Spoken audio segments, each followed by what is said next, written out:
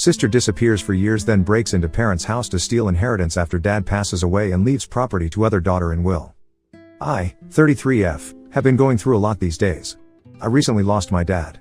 I have an ailing mom who has been recently diagnosed with a heart problem. I'm a single mom of a 3-year-old toddler. My husband found solace in his colleague when I was pregnant. I'm not only dealing with all this shit emotionally but also financially. Though my ex-husband provides child support, it covers only the basic requirements of play school fees and his food. You know how toddler needs a lot more than these. Their never-ending demands for toys, outings, and their endless cravings for ice creams and candies, it cost bombs. Amidst all these, I'm facing the emotional turmoil of losing my backbone, my dad a few months ago, and now my mom is diagnosed with heart disease. I don't have anyone else to lean on for my emotional support. A friend suggested this place to vent out, so kindly don't mind if I just ramble my heart out. I was still dealing with all this turmoil somehow, but my sister thinks my problem is not enough and creates a ruckus in my life. My elder sister, I'll call her Karen, 38F, has been out of the family dynamics for the last 15 years. She left the house for her college, and since then she has been in limited contact with all of us. She got a job in the downtown and then married someone there. She didn't even introduce her fiancé to our parents. My parents and I were just invited to the wedding as a guest. Even at the wedding, she barely spoke to us. She was all busy talking to her friends and in-laws. For the brief moment when she spoke to us, it was all about how rich and classy her in-laws were. That's it. I think it's been 10 years of her marriage and she has hardly checked upon us. She never brought her husband to our house. When she was pregnant with her first daughter, we all were so happy for her. We wanted to visit her, but she said she was busy. When her daughter was born, she informed us after 10 days as a formality to attend her baptism. My parents were upset, but they still attended the ceremony. After all, she's their first granddaughter. I didn't go at that time, and since then she has made an opinion about me that it was egoistic. It wasn't ego at all. She never loved me. She never treated me like a sister. I was no more than just a stranger to her. She was always so engrossed in her life that she never treated us as a family. We're only a place for her to vent out. After her marriage, whenever she called mom, it was always to rant about her new house, new car, and stuff like that. Earlier, it was her work, like she was always busy at the office. During her initial years of marriage, mom invited her with her husband on several occasions, but she always gave the reason they were busy. But they didn't seem busy on social media. You could see their party pictures on almost all weekends. Once I said this, she was like, "Well, we party at our house or at places close to our house. You guys live in the countryside."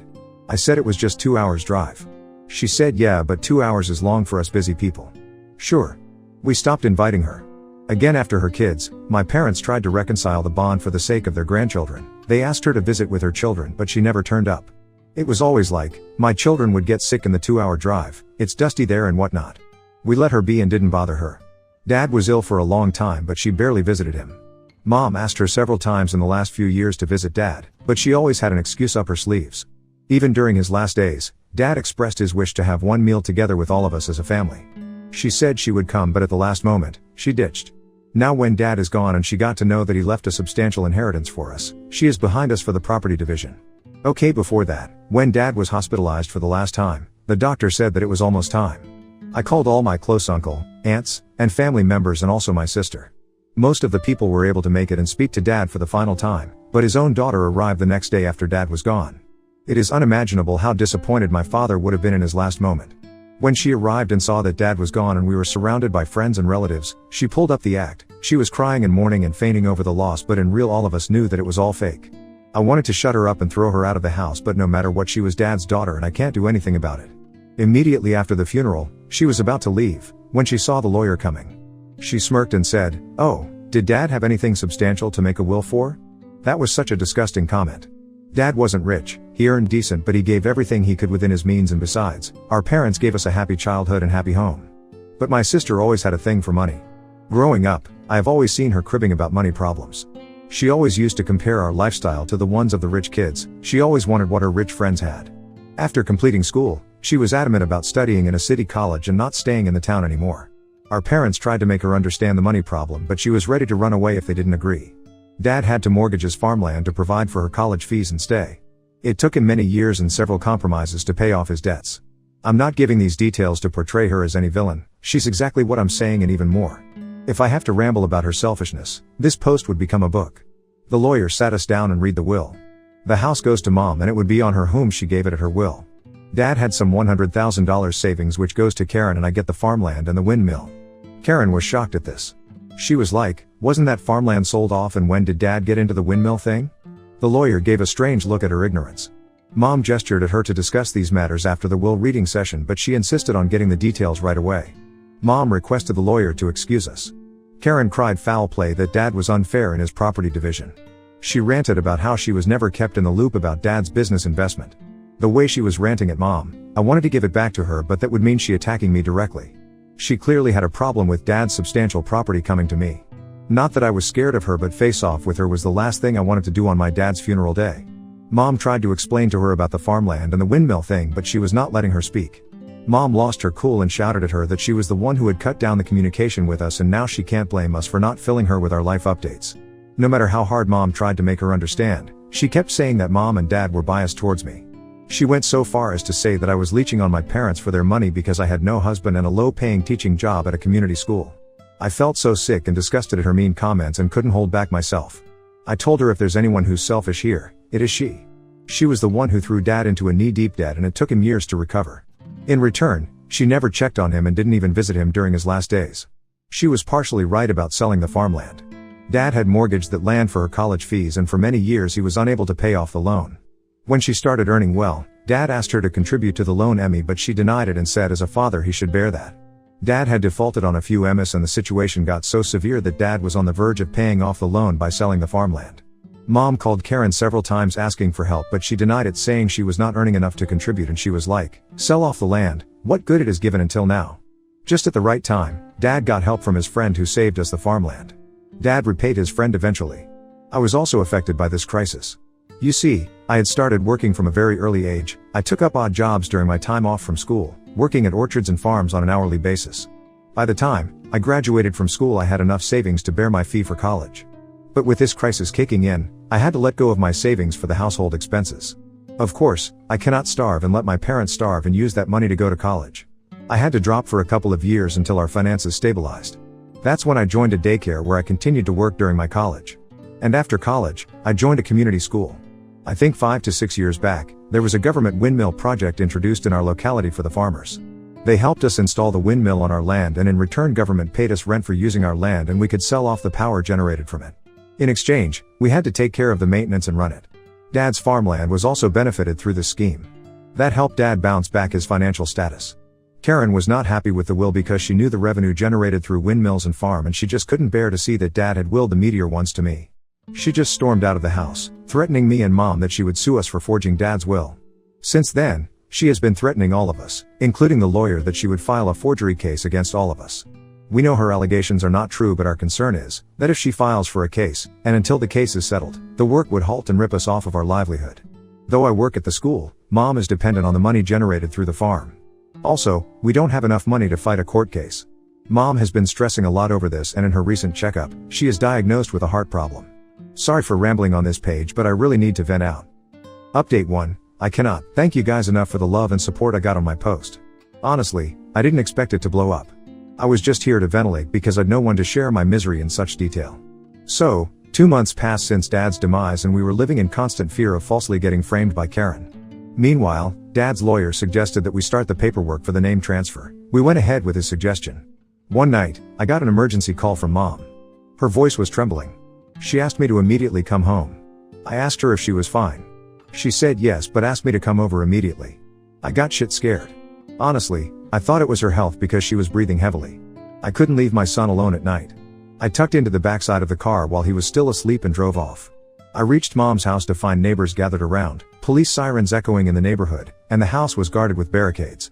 I rushed inside, crying. I thought something happened to my mom. But I found her on the front porch, and one of the cops pacified her. I hugged her tightly. I informed the cops about my mom's heart problems and that she needed some time to calm down before she could give the statement. The cops went to take the statement from the neighbors.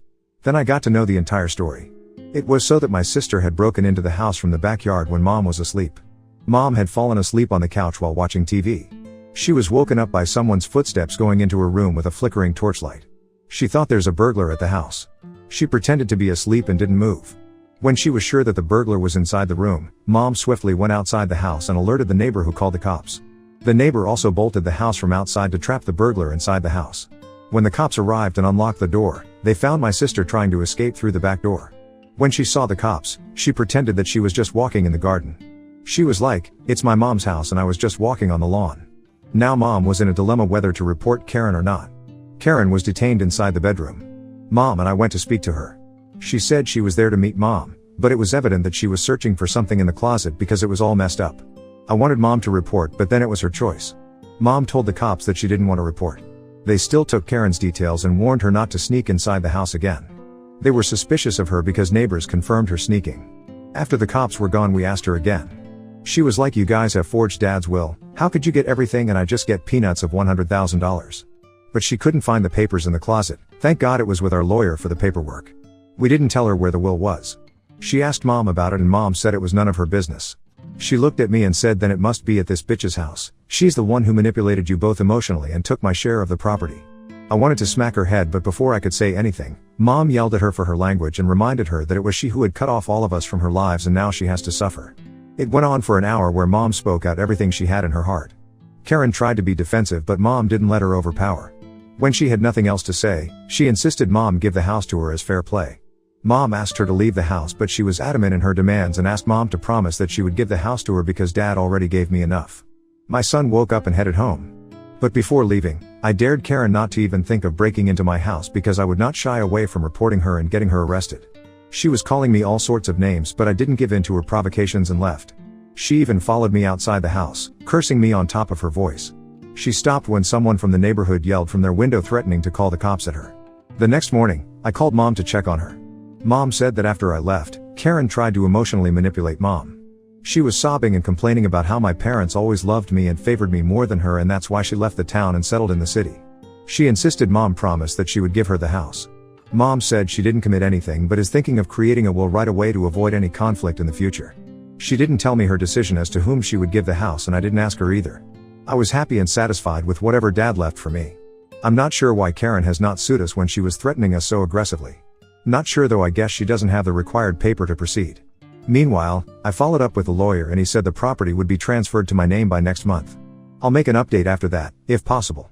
Thanks for bearing with me. Appreciate all the love. Edit to add, a lot of you commented on why was the will kept in the closet and not in a bank locker. We live in the countryside with a safe, close-knit community, unlike the city people. We never had any records of severe crimes or even thieves breaking into the house, so we never had any necessity of a bank locker. I know it might sound strange for the city people, but this is a norm in a countryside culture. Update 2. Thanks to everyone who has been regularly checking on me. I reply to everyone on chats and comments, but I was just not getting the time to make a detailed update. I just had a lot to settle and all of it took a while, but overall life has been better. Without getting into a lot of details, let me give a quick rundown of what happened. So after my last update, it took another 4 to 5 weeks for the ownership of the farm and windmill to be transferred to my name. Dad had a working agreement with all the workmen of his field and the windmill, all of it had to be updated. I took the time to learn how these things work. My mother helped me through it. She used to assist Dad and she knew every detail about it. I asked Mom to take care of both the business until she wanted and keep the profit for herself. We made an agreement around it so that Karen doesn't create a problem in the future. Amidst all these, Mom got a letter of intimation from Karen's husband where he accused Karen of running away with their ancestral heirloom jewelry and some $1,000 cash. Mom called him and got to know that Karen was into gambling and lost a lot of her husband's money. When her husband denied her giving any further money, she got into debt and now she ran away with cash and their ancestral jewelry. Mom asked him about her job and he said she left her job long ago after her first kid. This makes us wonder where she was busy all this while when she never visited us and said she was busy at work. He said he would be sending the divorce papers soon at our place. Mom told him Karen wasn't here, so there was no point sending it to us. He said he didn't know her whereabouts, so he had to send the papers to her parents' house. Not sure about the law in this sort of case where the wife has fled, but that's what he said. Mom told him about all the fuss she had created over Dad's will. Her husband wasn't aware that Karen got $100,000 in the will. He said Karen had told him that Dad gave everything to me and insisted he lend money so that she could sue us for forgery, but her husband didn't give the money. He said that maybe Karen had incurred considerable debts in the gambling and would have used that $100,000 to pay it off. Isn't it so disgusting that she used Dad's hard-earned savings to save her ass from the gambling loss? Karen didn't visit us after that. Mom tried calling her, but her number was either switched off or out of network zone. But a few days ago she called Mom asking for money for some emergency reason. Mom asked her the reason and she said her daughter met with an accident and her husband was out of town and she needed urgent cash. It was all a lie. Mom told her that we know all the truth and that her husband has sent a legal notice that she had run away with his money and assets. She hung up the call and never called back. I think she has understood that now her malicious actions have been exposed and she can no longer put a proud face in front of us. Amidst all these, my ex-husband who left me for his colleague has been making advances. We used to sometimes talk about the matter concerning our son, and now I see he indulges in comfortable talks with me. Makes me wonder money can bring a lot more than you think. Anyways, I might cover this dynamics in a different thread, but thanks for all the love and support I got from this community. You guys are the best. Now on to the next story. Story 2. Discovered that my wife cheated on with a dog breeder, so I took my revenge. I, 32 male, and my wife, 32 female, were huge animal lovers, and in our 8 years of being together, I thought it would keep our bond strong. In fact, this is what brought us together in the first place. I remember putting in my dating profile many moons ago about wanting to go on a date with someone who was at the park with my dog. She messaged me back and said that she wanted to do the same. Now, our relationship seemed so perfect from the start. We both got along super well, and our love for animals, especially my dog, brought us closer. She didn't have a dog herself, but instead, a cat. The cat and my dog grew to love each other when she moved in with me. I thought that she was the one and the most perfect person I could think of. I mean, come on, animal lover, and didn't want me to toss away my dog, my best friend? It seemed so right. Naturally, I popped the question quickly. I imagined we could all have the animal house we wanted, where we got along swimmingly. While hiking, I asked her at the top of the mountain one day. She said yes, and I was over the moon. We planned the wedding quickly and had a small ceremony where we and a few family members got together. My dog was the ring bearer because he mattered so much, and neither of us knew anyone with sons to take this responsibility. From the moment I said I do, I knew this life would be perfect, which is why I still don't understand why my biggest love is what caused my relationship's downfall. So here we were, happily married and with our animals 3 years into our relationship. Her cat Spartacus got along super well with Boney, my dog. Naturally, I figured that our family of 4 would be the idea. Until she asked a question. This was about 5 years into our relationship. She said that we might get him a companion because Boney was getting older. I told her nope, he doesn't need it. Boney never seemed to care about other animals. He just liked his treats and pets from me. I took him out every day to get exercise, and while Boney was still spry and happy, I could tell he was getting old. The vet warned me that his joints were beginning to wear down, and he might not be the energetic dog I've had for over 10 years. She started to ask again. I kept telling her no, that this is a huge responsibility. She worked as a graphic designer, sometimes working long hours, and she didn't have the time for a dog. We had many arguments about it until one day, and she showed me a freaking PowerPoint on why she should get a dog. Convinced, I finally gave in. However, when we went to the shelter, none of the dogs seemed to fit. They were friendly, sure, but she didn't see one that fit her. She told me that she wanted a golden doodle. Naturally, these dogs are laid back, and their temperaments are great. It's perfect for old Boney because he's not as active as he used to be. And, if the dog wanted to wrestle and roughhouse, Spartacus still acted like a kitten despite being 8. She told me that there were reputable golden doodle breeders. I gave in, told her sure, and she did her research. She brought up this breeder, which was really close to our place.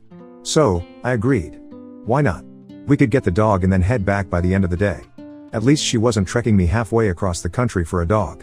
We drove over there, and then we met the breeder. His name was Alex. Now, my wife is a bit flirty, but suddenly, she started moving closer to him, engaged in conversation. This was just the initial introduction stage. It bothered me, but I figured maybe I was overreacting. We agreed to return in about a month once the puppies were weaned from their mother. In that month, I saw a change in my wife. She grew distant, and when Boney and I went out to the park, she would stay behind. She told me it was work, but I have seen no major financial changes since then. Something wasn't right, and I couldn't put my finger on it. Naturally, I didn't want to cause trouble, so I kept mum. A month passed, and we went over there again. Now, these two were incredibly friendly towards each other, to the point where I was being pushed out. This started to get me angry. I asked her if something was going on between Alex and her. They were close enough to each other, so naturally, it could be possible. But nope, nothing. She told me he was just a nice guy helping her get her dog ready. We argued about it, and she told me I was being paranoid. I told her I didn't appreciate being left out of the decisions. We both needed space. Then, it came time to adopt the little golden doodle. We paid the breeder fee, which is insane. I don't know why I thought spending over $1,000 on a dog was a good idea, and we took our tiny boy Moose home. Moose and Boney did well together, but I noticed she was not spending much time with the dog. I told her he needed some attention, and she brushed me off. Sometimes, we got into fights over this. She would say to me she was going somewhere and leave me with the dogs. This was her responsibility. So naturally, I'm getting a little bit pissed at this point. One day, after she left, I realized she didn't take her phone. Curiosity got the better of me, and like a bloodhound, I looked through it. There were texts between her and Alex, some of them flirty. He had a different name on her phone, and the spicy messages were hidden. The longer I read them, the angrier I got. So naturally, I had to do something about this. I wasn't going to let this bitch who conned me into buying a dog that was over $1,000 get away with this. She told Alex she wanted me to get the dog to help him so they could elope together. I got in the car, and I had Boney with me. We drove over to the ranch house where Alex was. The gate was open, and I saw a light on. I went through the back, and that's when I got an idea. I let Boney in first. They had the door open to the bedroom. There weren't any animals inside, so they didn't have to worry. Boney jumped on the bed and licked her face. I stepped inside, catching them in the act. My wife pulled away, and she accused me of being the bad guy, stalking and spying. I confronted her about the cheating. The tears fell, crocodile tears, in my opinion. She asked if she could forgive me. She said that Alex and she hit it off well, and she didn't mean to hurt me. But, of course, the damage was done. I told her not to come home. I changed the locks and called my lawyer shortly after that for the divorce proceedings. I told her that if she loved Alex so much, she should live with him. The proceedings went through quickly, and I got the house, the cars, and the golden doodle. While he was a handful, he became Boney's companion. It's a blessing in this otherwise messed up story. I blasted Alex's breeder business all over social media, posting that he's a cheater, a liar, and will steal wives. Naturally, the public stopped going to his place, and from what I saw, it closed. Good riddance. The dogs, Spartacus, and I are still in that house. She hasn't tried to contact me, and I think she either ran off with Alex or is alone. Neither of them is in my life anymore, and I do not want to find out.